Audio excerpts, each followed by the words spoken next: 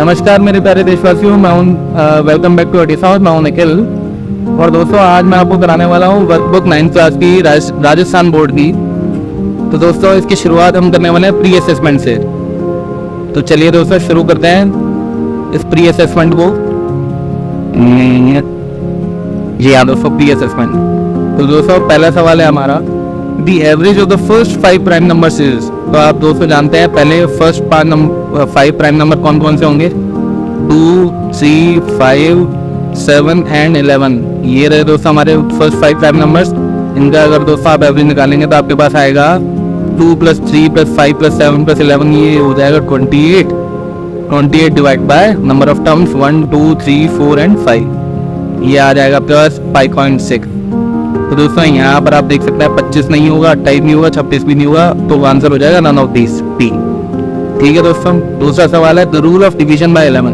तो दोस्तों आपको पता है 11 के डिविजिबिलिटी का रूल, जो भी नंबर जिसको आप चेक कर रहे हो वो 11 से डिविजिबल होगा या नहीं, उसकी जो ऑड टर्म्स और इवन टर्म्स का जो सम है दोस्तों, उन दोनों का जो डिफरेंस है वो it should be a multiple of 11 और 0। दोस्तों एग्जाम्पल के थ्रू आप देख सकते हैं, जैसे आप कोई नंबर है 121 लेना है 11 का स्क्वायर, तो 121 को अगर आपको चेक करना है 11 से डिविजिबल होगा या नहीं, आप दोस्तों देख सकते हैं यहाँ पर ऑड टर्म्स का जो सम है वो है 2, इवन टर्म्स का सम है वो 2 है, वो भी है दोस्तों 2।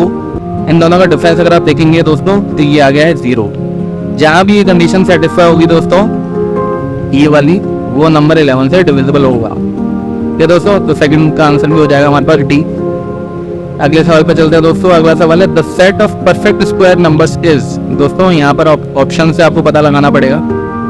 ऑप्शन नंबर 1 में अगर देखें दोस्तों ये भी परफेक्ट स्क्वायर है, ये 1 का स्क्वायर है, ये 2 का स्क्वायर है, ये 3 का स्क्वायर है। तो दोस्तों ये तीनों परफेक्ट स्क्वायर है। दोस्तों ये 3 का स्क्वायर है, ये 4 का स्क्वायर है और ये 6 का स्क्वायर है। दोस्तों ये भी तीनों परफेक्ट स्क्वायर है। दोस्तों ये 1 का स्क्वायर है, ये 9 का स्क्वायर है और ये 11 का स्क्वायर है। तो दोस्तों ये भी परफेक्ट स्क्वायर नंबर्स का सेट है। तो इस वाले केस में हमारा आंसर हो जाएगा ऑल ऑफ दी अबव। ये दोस्तों इसका आंसर भी हो जाएगा डी। आगे चलते हैं दोस्तों, द स्क्वायर ऑफ 111 इज। दोस्तों ऐसे आप इस तरीके से ना देखिए, आपको फाइंड करना है 111 का स्क्वायर, तो आप इसको इजीली कर सकते हैं दोस्तों। आपको करना कुछ नहीं है, इसको 100 + 11 का स्क्वायर लिखिए आप और फिर यहाँ पर लगाइए a + b का होल स्क्वायर वाली प्रॉपर्टी। तो दोस्तों जब आप a + b के होल स्क्वायर की प्रॉपर्टी से इसे खोलेंगे तो आपको मिलेगा 100 का स्क्वायर + 11 का स्क्वायर + 2 × 11 × 100। बहुत ही आसानी से दोस्तों ये होने वाला है। 100 का स्क्वायर हो जाएगा 10,000, 11 का स्क्वायर होने वाला है 121 और ये दोस्तों ये आ जाएगा आपके पास 2200। तो दोस्तों इसका फाइनल आंसर आ जाएगा 10,000 + 2200 हो गया 12,200 और प्लस 121 हो जाएगा 12,321। ठीक है दोस्तों, तो आपका आंसर होने वाला है सी। ठीक है, इसको थोड़ा साफ कर दिया जाए दोस्तों।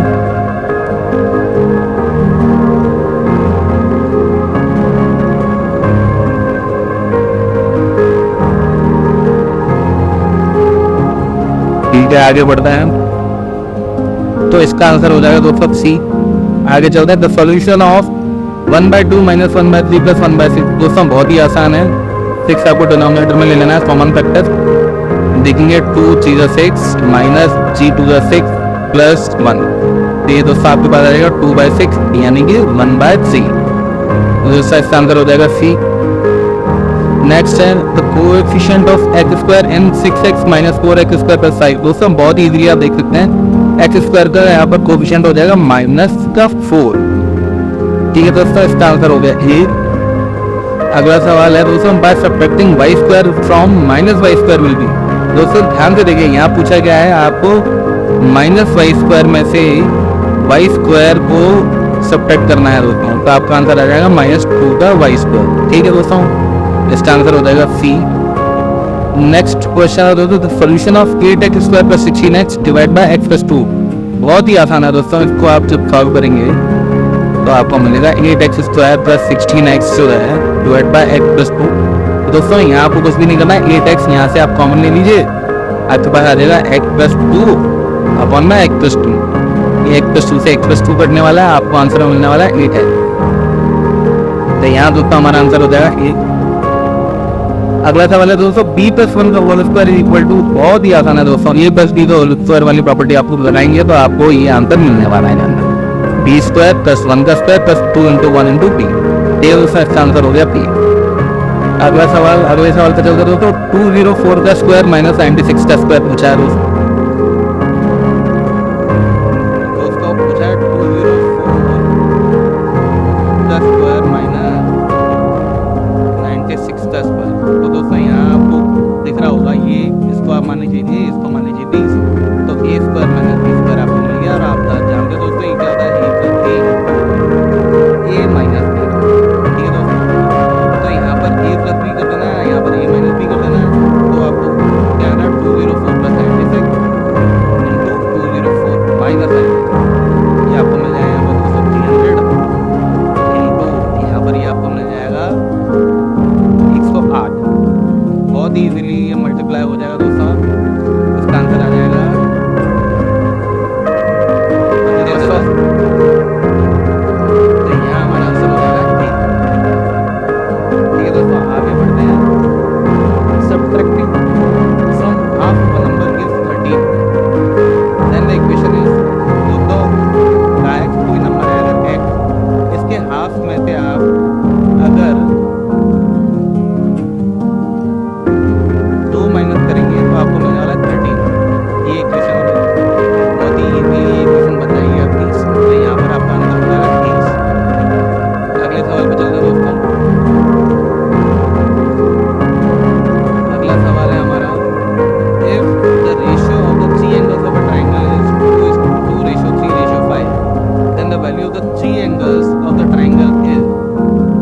बहुत ही आसान है।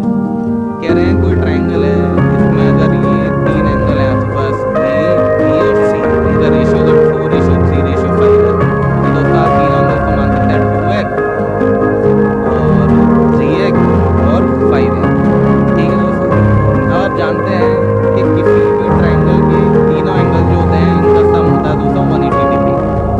तो आपको करना कुछ भी नहीं है, आपको करना है इसके लिए शीट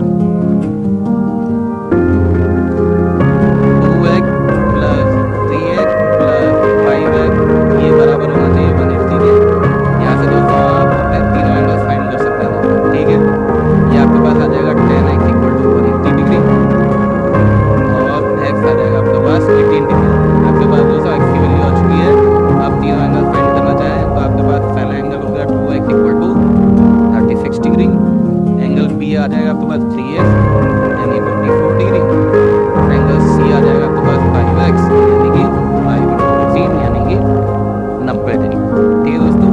ये तीन एंगल आपको मिल चुके हैं 36, 54 और 90 डिग्री। तो यहाँ पर आपका दोस्तों आंसर हो जाएगा बी, ठीक है, इसका आंसर हो गया। अगले सवाल पे चलते दोस्तों, if a 15 metre long ladder rests at a distance of 9 meters from the wall and reaches a window of the wall and the height of the window is, तो बहुत ही आसान सवाल है। क्या है कि अगर मान लो ये दोस्तों ज़मीन है और ये एक बिल्डिंग के ऊपर यहाँ पर एक विंडो है दोस्तों, यहाँ तक हमने एक लैडर लगाई है, ठीक है। ये अगर इसको आप विजुअलाइज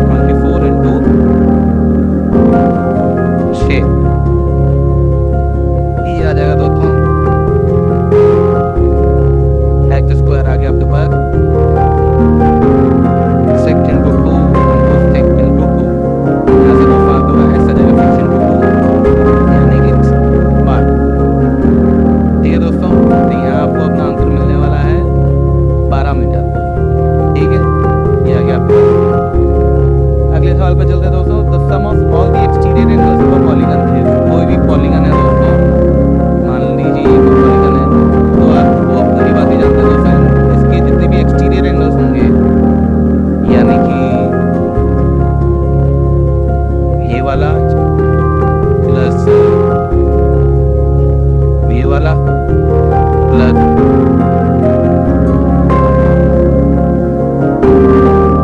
यहाँ पर मैं ड्रॉ नहीं कर पा रहा हूँ दोस्तों, लेकिन आप भली बात ही जानते हैं कि जितने भी एक्सटीरियर एंगल्स का जो सम होता है दोस्तों किसी भी पॉलीगन के, वो 360 डिग्री होता है। ठीक है, ये याद रखने वाली बात है, आप इसे याद रख सकते हैं। इसका आंसर हो गया डी। अगले सवाल पे चलते हैं दोस्तों, if the difference of the two complementary angles is 20 degree then those angles are। दोस्तों आप जानते हैं अब कोई भी दो एंगल कॉम्प्लीमेंट्री कब होंगे, जब उन दोनों का सम होगा 90 डिग्री। तो आप मान लीजिए एक एंगल है आपके पास x, दूसरा है x + 20, क्योंकि यहाँ पर डिफरेंस 20 डिग्री दे रखा है, और इन दोनों का सम जब आप करेंगे तो ये आना चाहिए आपके पास 90 डिग्री। यहाँ से दोस्तों आपके पास आ जाएगा 2x = 90 - 20 यानी कि 70 डिग्री। जब आप x को सॉल्व करेंगे 70/2 तो ये आपके पास आ जाएगा 35 डिग्री। तो दोस्तों एक एंगल आपके पास हो गया 35 डिग्री, दूसरा है x + 20 यानी 35 + 20, ये हो जाएगा आपका 55 डिग्री। ठीक है दोस्तों, यहाँ पे आंसर आ गया आपका ए। ठीक है दोस्तों, अगले सवाल पे चलते हैं। उससे पहले इसको थोड़ा सा साफ कर लेते हैं दोस्तों, हमारे पास यहाँ पर ज़्यादा जगह है काम करने के लिए। चलिए दोस्तों आगे बढ़ते हैं। अगला सवाल है, the length of a rectangular sheet is 14 centimetre and width is 7 centimetre. दोस्तों एक रेक्टेंगुलर शीट है जहाँ पर हमें उसकी लेंथ